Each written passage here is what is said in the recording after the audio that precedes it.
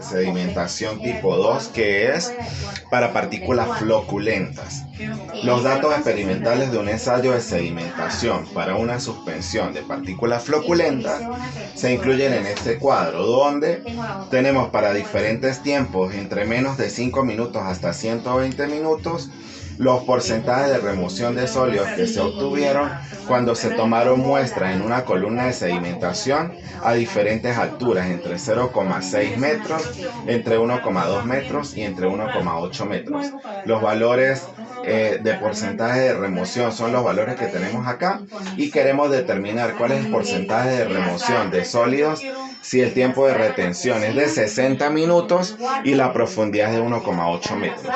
Entonces comenzamos graficando el tiempo, que va a ser el eje X del gráfico, y las diferentes alturas de la columna de sedimentación van a ser el eje Y del gráfico. Vamos a tener los valores resaltados en rojo, son los que se van a colocar en el gráfico, relacionados con la columna de 0,6, con la altura de columna de 0,6, los de amarillo con la columna a una altura de 1,2 y los verdes con la altura de la columna a 1,8. Se va a resaltar el 60 minutos porque es el tiempo al que se quiere de retención dentro del sedimentador.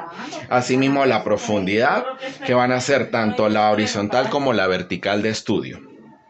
Entonces, como ven, cuando comenzamos a graficar, el eje X del gráfico efectivamente es el tiempo, y el eje Y va a ser la altura o las diferentes alturas de la columna. Se comienza a graficar al revés, es decir, el 0 arriba y luego a 0,6, luego el valor de 1,2 y luego el valor de 1,8, que está resaltado en verde fosforescente porque es nuestra horizontal de estudio o la altura a la que yo quiero diseñar el sedimentador. Por su parte, los tiempos vimos que eran de menos de 5 minutos, de 10, 20 y de 40 minutos, de 60 minutos que se resalta en verde porque es el tiempo en el que yo quiero que esté el fluido dentro del sedimentador, o el tiempo de retención hidráulica de diseño, así como de 120 minutos.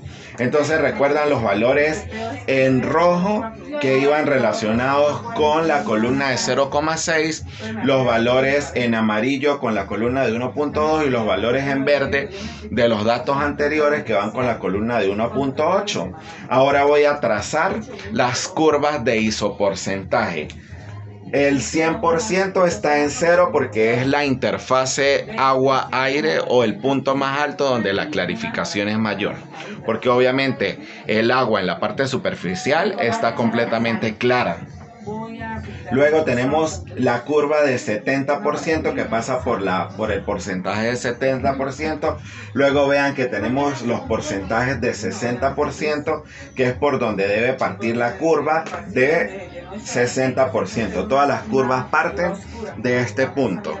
Luego tenemos la curva entonces de 50, de 40 y de 30%.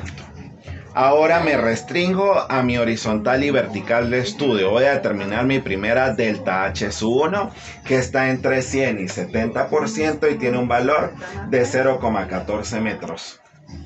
0,14 metros de los 0,60 metros que hay en esta porción. Luego tengo un valor de delta H2 que está entre la curva de 70 y de 60% y tiene un valor de 0,45 metros.